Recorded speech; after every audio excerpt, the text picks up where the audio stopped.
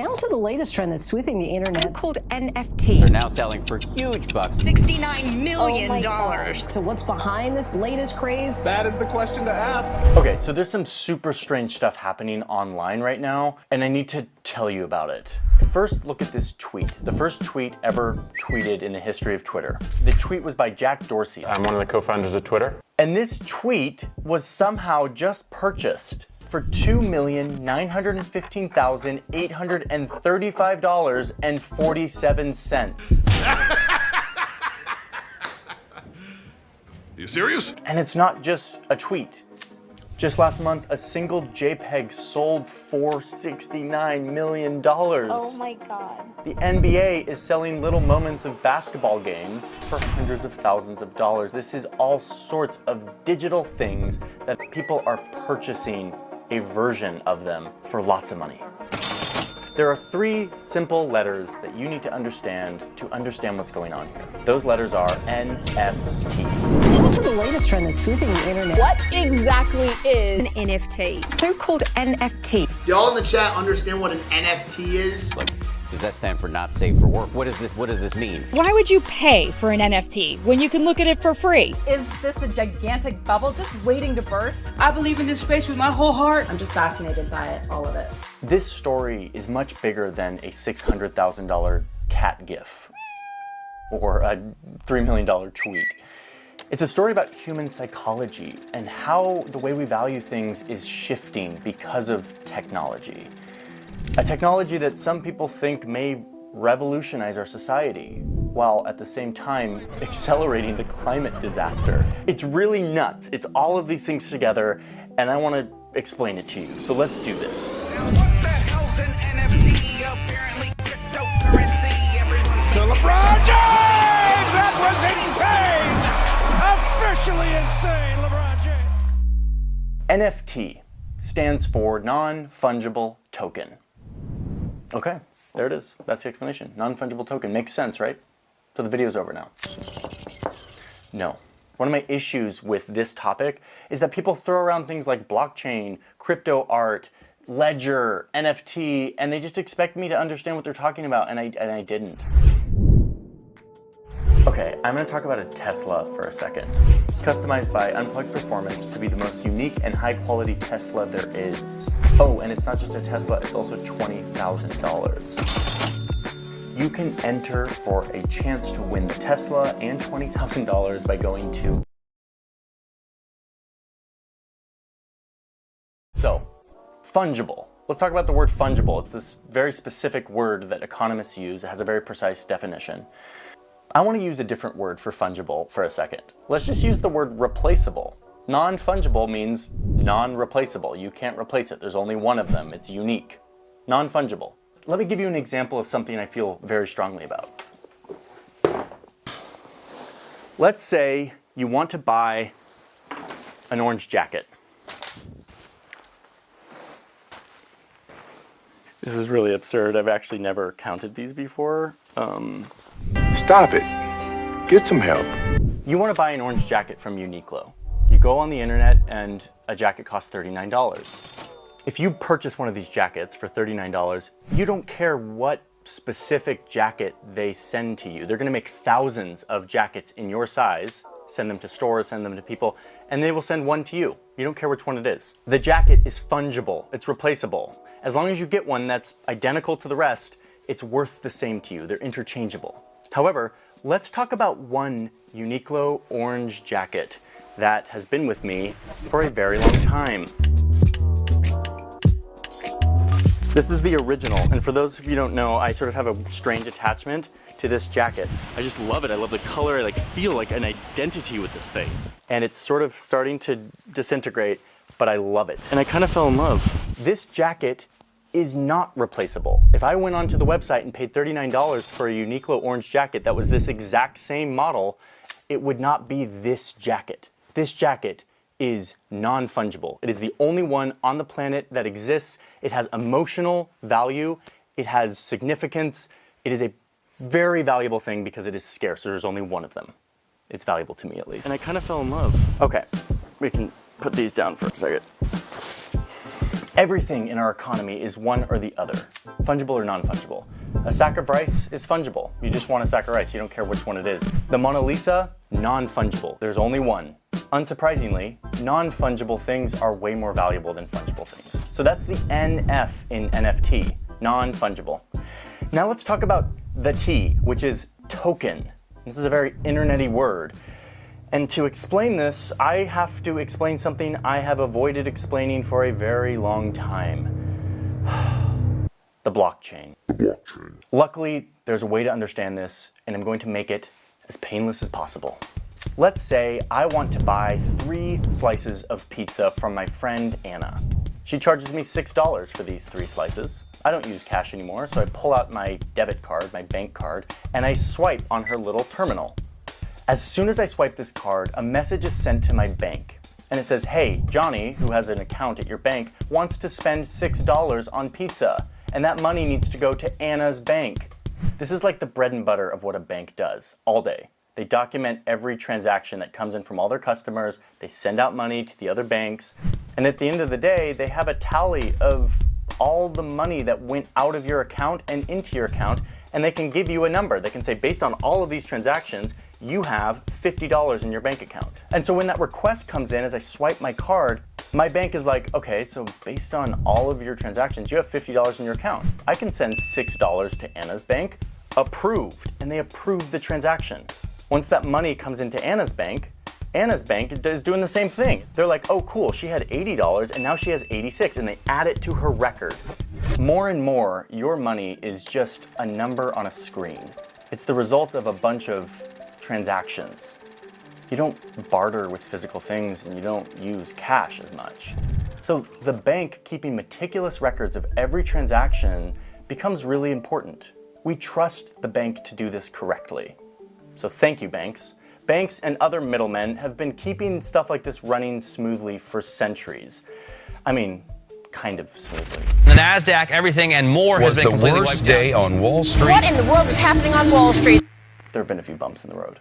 With the rise of the internet, people started to wonder, is there a way that we could do this same thing, coordinate this transaction of transfer of money between 2 people without the bank? The result is a very clever concept called the blockchain. The blockchain fulfills the same thing the bank was doing.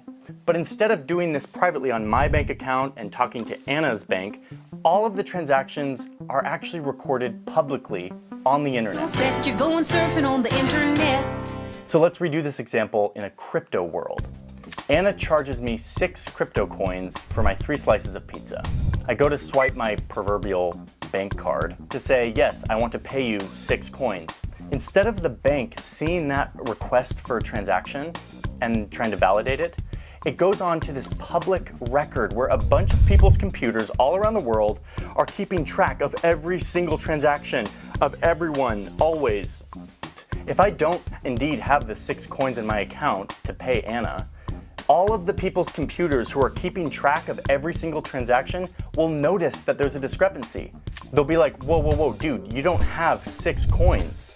We're looking at every transaction ever and you don't have 6 coins. Your transaction is rejected. If I do have 6 coins, all of the computers looking at the public record will see that request for a transaction and they'll be like, yep, approved. You have 6 coins and now Anna has 6 coins, and they'll write that transaction into the public record. Now Anna having those 6 extra coins is now the business of everybody. Everybody now knows that. The point here is that the group verifies the legitimacy of every transaction by keeping an eye on every transaction to make sure that it adds up.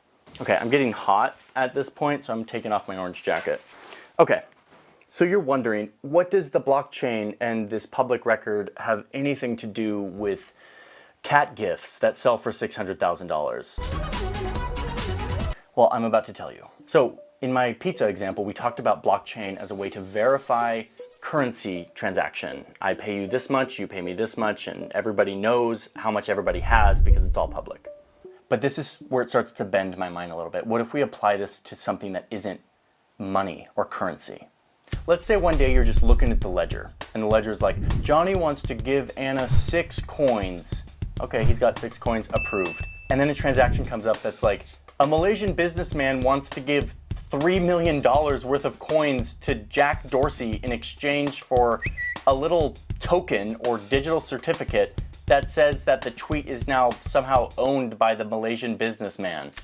The only thing that the blockchain cares about is, does the Malaysian businessman have $3 million worth of coins? And so a bunch of computers all around the world look at the whole entire list of transactions and say like, yeah, this guy has more than $3 million worth of coins. Approved. They approve the transaction. And now it is written in a public record that is unalterable that says that this Malaysian businessman owns this tweet. The token has been transferred to somebody new. Non-fungible token, NFT. And if there's anything that gets human psychology to value something, it's if an entire group validates that it's real and that there's only one of them. There are tens of thousands of NFTs of all kinds. Some music is being given tokens. Lots of art is being minted as tokens and being bought and sold. And then, of course, there's NBA Top Shot, who's taking advantage of this. These highlight moments, these Top Shot moments from your favorite NBA players have been turned into non-fungible tokens. Jesse made headlines the other day when he paid $208,000 for LeBron James Top Shot. It's the weirdest thing. As soon as humans have enough abundance and have their basic needs met, food, shelter, warmth, etc., the next frontier is to create value in things that have no inherent value. The value turns into psychological hype, excitement around a certain thing. We've been doing that forever. I mean, that's the whole art industry is based on the idea of a bunch of people deciding that this painting, this little bit of canvas and wood and paint is valuable, and thus it is valuable. The only difference about now is we now have the technology to do this in a non-physical way, using this very sophisticated internet technology that is maturing very quickly. Okay, so this is a lot of hype, and I know you're probably thinking like, cool, there's a bunch of rich people online buying and trading digital art, and there's millions of dollars worth of cards. I thought you said that this was going to have the potential to change the world, and I'm getting there, but first I need to talk about the crazy flip side to the NFT fad. The reality is that the technology that is the backbone for all of this, the blockchain stuff that we've been talking about, relies on the public ledger thing that I talked about. Like, that is the sort of heart and soul conceptually, but mechanically, like physically, what it relies on is computers doing a bunch of little calculations all day and night forever. These computers aren't real computers. They don't have any memory or screens or anything. All they do is just make little micro calculations all day, all night.